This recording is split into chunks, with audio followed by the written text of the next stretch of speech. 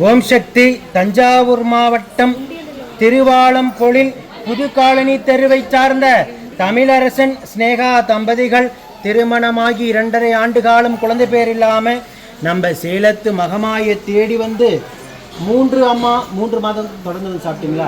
3 அமாவாசை கும்பப்பள்ளி பிரசாதம் வாங்கி சாப்பிட்டு அதே மாதமே கருவை தக்க வச்சு அழகான பெண் குழந்தை ஈண்டெடுத்து அம்மனுக்கு தேங்காய் பழம் பூமாலை பட்டு வஸ்திரம் வேண்டுதல் கடனாக செலுத்திட்டு உங்க முன்னாடி சாட்சியாக நின்றுட்டு இருக்காங்க.